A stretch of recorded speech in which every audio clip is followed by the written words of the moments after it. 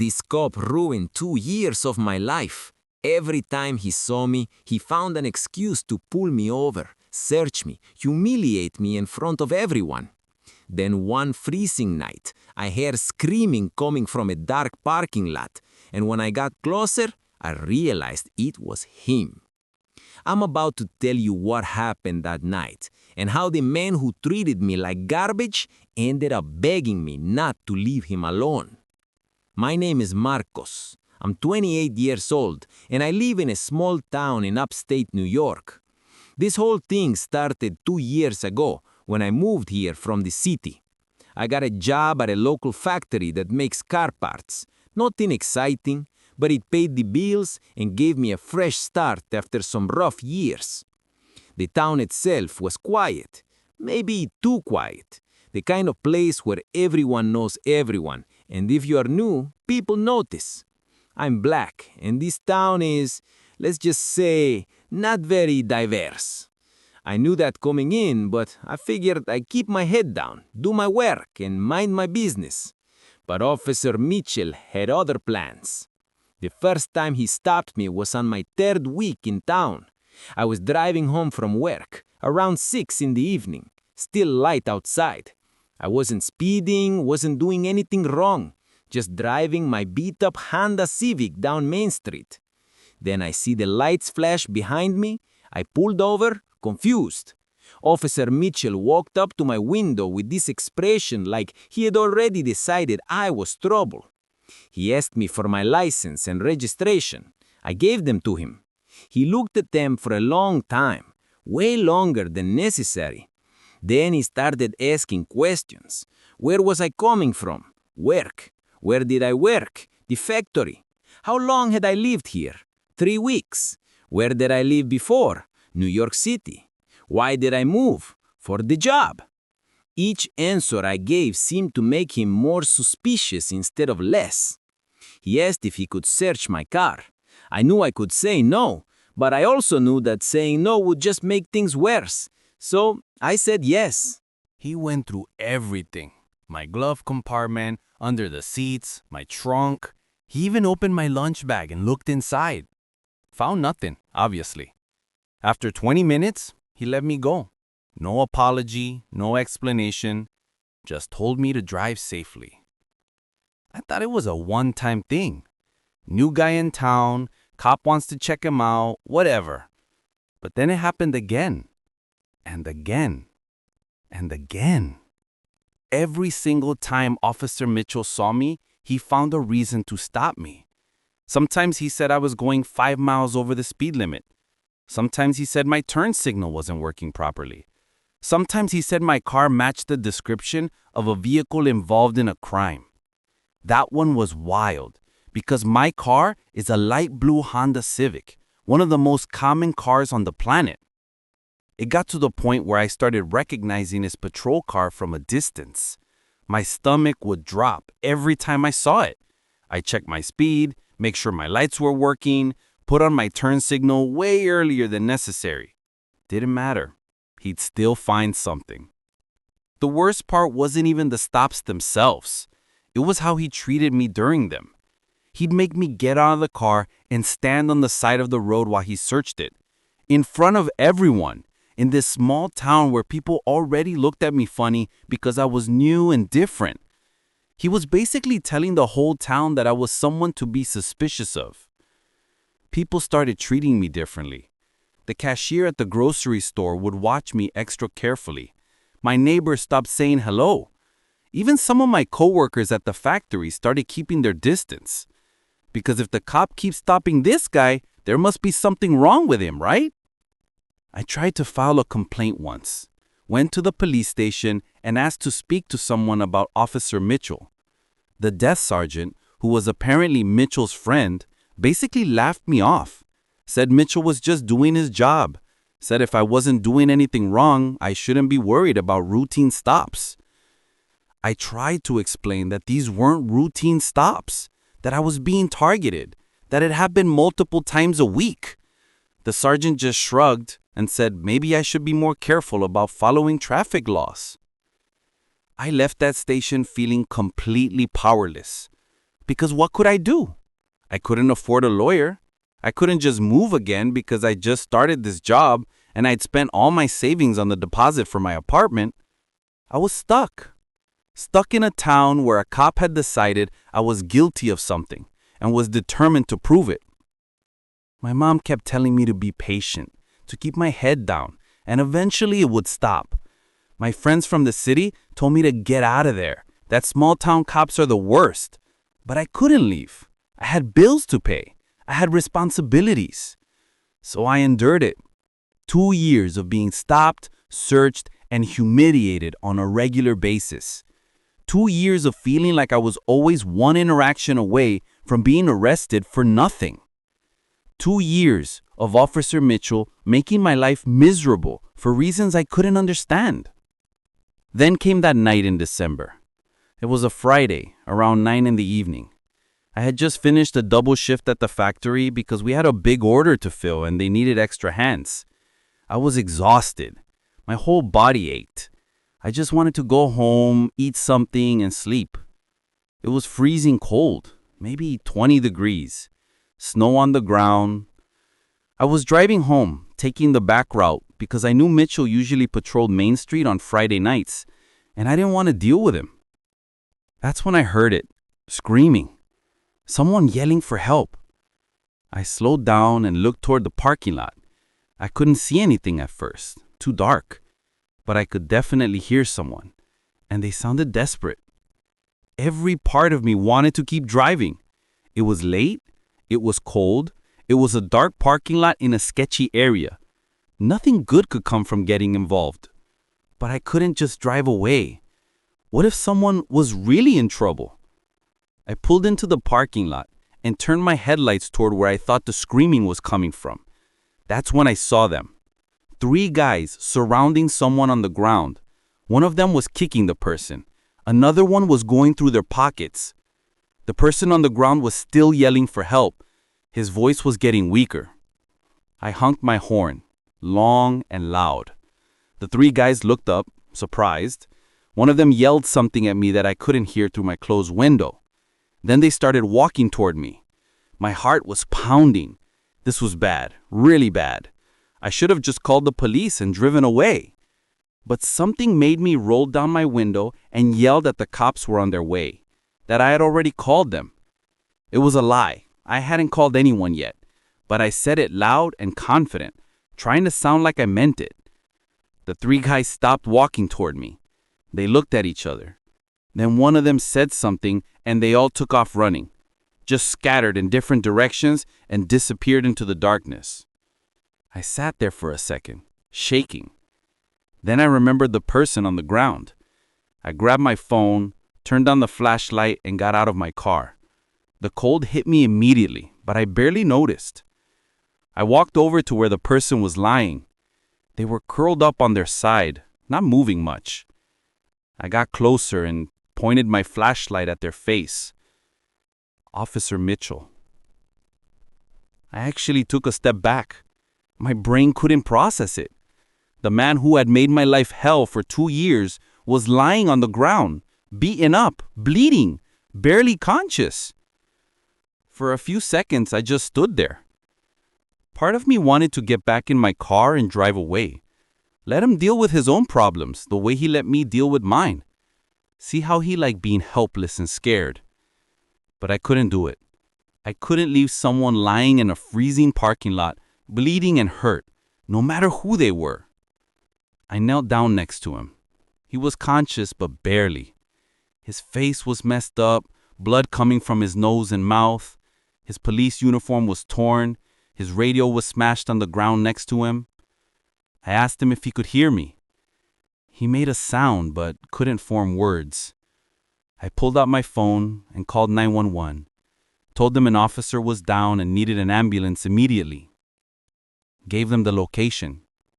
While I was on the phone, Mitchell opened his eyes a little wider. He was trying to focus at me, trying to figure out who I was. Then I saw it, the moment of recognition. His eyes went wide.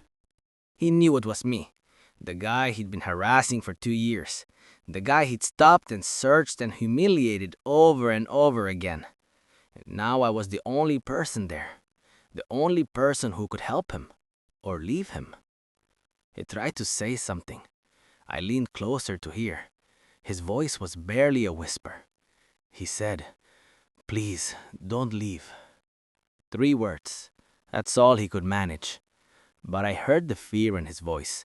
The same fear I'd felt every single time I saw his patrol car behind me. I told him I wasn't going anywhere, that help was coming, that he was gonna be okay. He closed his eyes, and I could see tears running down his face, mixing with the blood. I took off my jacket and put it over him, because he was shivering badly. Then I just sat there next to him in the freezing cold, waiting for the ambulance. It felt like forever, but was probably only about 5 minutes before I heard the sirens.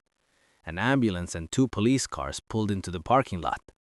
Paramedics rushed over and started working on Mitchell. The police officer started asking me questions. I told them everything. How I heard screaming, how I saw 3 guys attacking someone, how I scared them off by saying I called the police, how I came over and found Mitchell. One of the officers, a younger guy I'd never seen before, looked at me funny. He asked if I knew Officer Mitchell. I said yes. He asked how. I said, Officer Mitchell had stopped me multiple times over the past 2 years. The officer's expression changed, like he knew exactly what that meant. He didn't say anything else about it, just thanked me for helping and took down my contact information. They loaded Mitchell into the ambulance. Before they closed the doors, he looked at me one more time. I couldn't read his expression. Pain, maybe? Or shame? I don't know. I drove home after that. Took a hot shower because I was frozen to the bone. Then I just sat on my couch, staring at the wall, trying to process what had just happened. I didn't hear anything for about a week. I went to work, came home, tried to go back to normal life. But I kept thinking about that night, about the look on Mitchell's face when he recognized me, about him begging me not to leave. Then I got a call from an unknown number. I almost didn't answer, but something made me pick up. It was Mitchell's wife. She said she got my number from the police report. She wanted to thank me for saving her husband's life. She was crying on the phone, saying if I hadn't been there, he might have died. The temperature that night was so cold, even if the attackers hadn't killed him, exposure might have. She asked if I would be willing to visit him at the hospital, said he'd been asking about me. I didn't want to go. What was I supposed to say to this man? But she sounded so desperate that I eventually agreed. I went to the hospital the next day after work, found his room, knocked on the door. His wife answered and immediately hugged me, still thanking me through tears. Then she left us alone. Mitchell was sitting up in bed. His face was still bruised and swollen, but he looked better than that night in the parking lot. When he saw me, he started crying, just broke down completely. He said he was sorry, over and over again. Said he was so sorry for everything he put me through. Said there was no excuse for how he treated me. Then he told me why. Said that 3 years ago, his teenage son was killed, shot during a robbery at a convenience store. The shooter was a young black man from the city who had moved to their town just a few months before. Mitchell said something broke in him after that. He couldn't separate his grief from his anger. And when I showed up, new to town, from the city, around the same age as the person who killed his son, something in his brain made a connection that wasn't fair or rational. He said he knew what he was doing was wrong, that I wasn't the person who killed his son, that I hadn't done anything to deserve the treatment. But he couldn't stop himself. Every time he saw me, he saw his son's killer, and he took out all his rage and pain on me. He said that when he was lying in that parking lot, beaten and scared and cold, and he realized it was me who stopped to help, it shattered something inside him. Because in that moment he understood what kind of person I was. versus what kind of person he'd become. I sat there listening to all of this and I didn't know what to feel. Angry, sad, relieved. I understood his pain. Losing a child is unimaginable. But he'd made me suffer for something I didn't do. He'd made my life miserable because he couldn't deal with his own grief. I told him that. I said I understood why he did what he did, but that didn't make it okay. That he'd caused me real harm, real trauma. That I still felt anxious every time I saw a police car. That he turned the whole town against me. That he'd made me feel like I didn't belong anywhere. He nodded and cried harder. Said he knew. Said he'd ruined my life and he could never make up for it. Said he didn't deserve my forgiveness. I told him he was right. He didn't deserve it, but I was going to give it to him anyway. Not because he earned it, but because I needed to let it go. Because holding on to that anger was only hurting me. We talked for about an hour. He told me more about his son, about his own struggles with grief and guilt, about how he'd been going to therapy since the attack because his wife insisted, about how he was planning to retire early because he couldn't trust himself to be a good cop anymore. When I left the hospital that day, I felt different, lighter somehow, like I'd been carrying around this heavy weight and finally set it down. Mitchell did retire about a month later. I heard through people in town that he moved away with his wife, wanted a fresh start somewhere else. I never saw him again after that day in the hospital. But things changed for me after that night. People in town found out what happened, that I'd saved Officer Mitchell even after everything he'd put me through, and their attitude toward me shifted. Suddenly, I wasn't the suspicious outsider anymore. I was the guy who did the right thing when it mattered. People started saying hello again. The cashier at the grocery store actually smiled at me. My neighbors invited me to a barbecue. It was like the whole town had been waiting for permission to accept me, and that night in the parking lot gave it to them. I've been thinking a lot about that night over the past few months, about the choice I made, about whether it was the right one. And here's what I've realized. I didn't save Mitchell for him. I saved him for me. Because if I'd driven away and let him die, I would have become the kind of person I never wanted to be. Someone who lets hate and bitterness control their choices. Someone who measures whether a life is worth saving based on how that person treated them.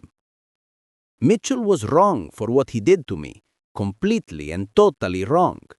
His grief doesn't excuse the harassment and the profiling and the way he turned the whole town against me. But choosing to help him anyway was about my character, not his. It was about proving to myself that I could be better than the worst thing someone had done to me. That I could choose compassion even when it wasn't deserved. That I could be the kind of person who does the right thing simply because it's right, not because of what I'll get out of it. And you know what? I'm glad I made that choice. Because I can look at myself in the mirror now and know that when it really mattered, when nobody was watching and nobody would have blamed me for walking away, I chose to be human.